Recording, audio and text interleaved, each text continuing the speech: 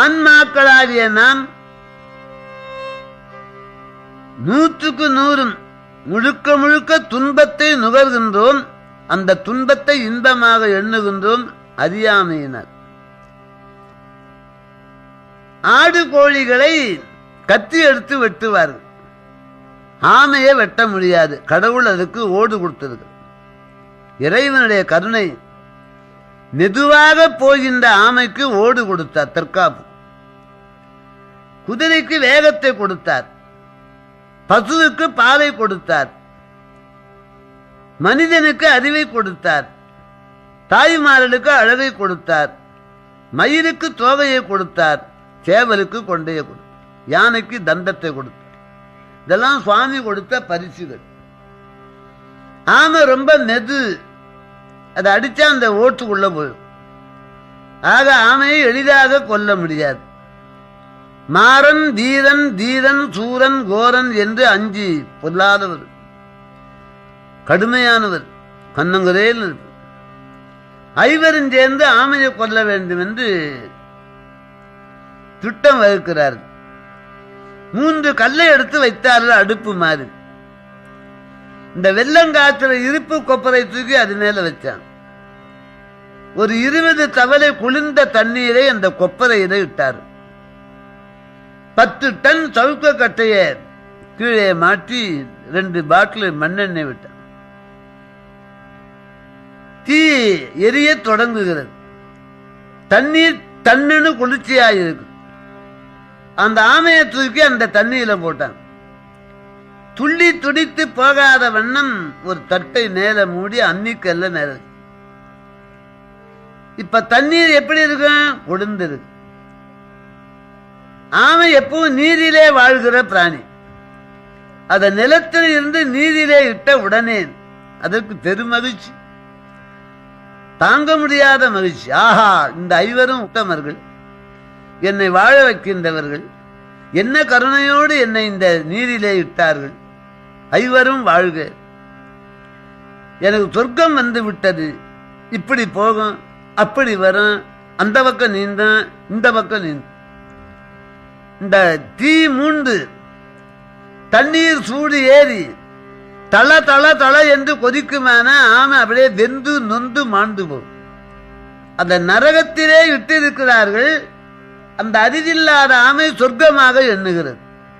அதுபோல அந்த 3 கல் என்று சொன்னேனே, பாரம் பித்தம் சுவேத்மம், அந்த 3 கல்லின் நேரிலே இந்த சரீரமான இருப்பு கொப்பரையை வைத்து சுவை ஒளி ஊறு ஓசை நாற்றம் என்ற 5 கல்வர்கள் ஜீவாத்மாவாகிய ஆமையை அந்த தண்ணீரிலே இட்டு பந்தபாசமாகிய தட்டை மூடி அகங்காரமாகிய கல்லை வைத்து தீவினையான அக்னியை மூட்டியிருக்கிறார். அந்த தீவினை மூல மூல ஆன்மாக்களாகிய நாம் மாண்டு போம். அந்த ஆமை தண்ணீரிலே நீந்துவது போல ஆத்மாக்களாகிய நான் அங்கே படம், இங்கே காட்சி, இங்கே பொருட்காட்சி, அங்கே படக்காட்சி என்று அலையும். எந்த வினாடியிலே தீ மூடும் என்பது நமக்கு தெரியாது. அந்த தண்ணீரை சொர்க்கமாக அந்த ஆமை எண்ணுவது போல உலக துன்பத்தை இன்பமாக எண்ணுகிறோம். மலை போன்ற துன்பம். இந்த கருத்தை நம்முடைய திருநாகர சுவாமிகள்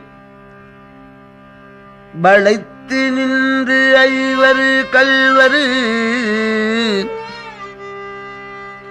பந்தனை நடுக்கம் செய்ய தளைத்து வைத்து உலையை ஏற்றி தழல் எரி மடுத்த நீரில் திளைத்து நின்று ஆடுகின்ற ஆமை போல் தெளிவிலாதேன், இழைத்து நின்று ஆடுகின்றேன், என் செய்வான் தோன்றினேனே,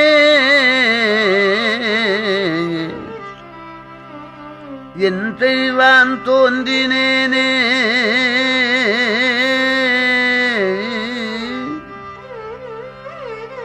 வளைத்து கெரோ பண்றது.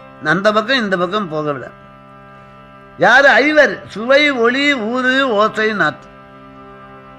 வளைத்து நின்று 5 கல்வரு வந்தனை நடுக்கம் செய்ய தலைத்து வைத்து மேல தட்டு மூடி இருக்கு பந்தபாசமாகிய தம்பாளம்.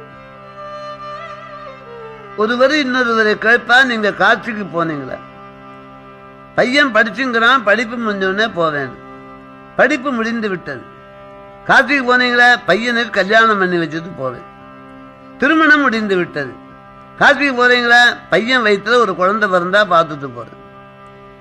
எந்த ஜென்மத்தில் இவன் போக போறான்? பந்த பாசம் வந்து நம்மை அடக்கழிக்கின்றது. தாய் தடை என்றேன் சின்னரு தாரனே தடை என்றேன் நான் சேய் தடை என்றேன் இந்த சிறு தடை எல்லாம் தீர்ந்து. வள்ளலார் பாரு. ஆகவே வளைத்து நின்று ஐவரு கள்வரு வந்தனை நடுக்கம் செய்ய தலைத்து வைத்து உலகை ஏற்றி தழல் எரிமடுத்த நீரில் திளைத்து நின்று ஆடுகின்ற ஆமை போல் தெளிவிலாதேன். ஆமைக்கு எனக்கு என்ன வேற்றுமை? துன்பத்தை இன்பமாக கருதி விளையாடுகிறது ஆமை. அப்படி துன்பத்தை ஒன்னா ரெண்டா, மனைவியினால துன்பம், மக்களினால துன்பம், பதவியினால துன்பம்.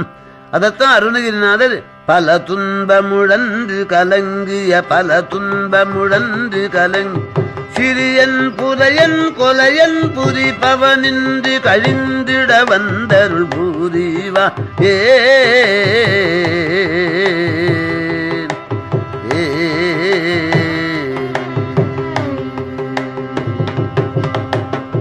பல துன்பமுழந்து கலங்கிய சிறியன்.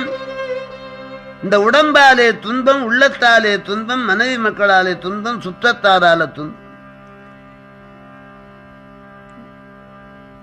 ஆமை போல் தெளிவிலாதேன் இழைத்து நின்று ஆடுகின்றேன் என் செய்வான் தோன்றினேனே.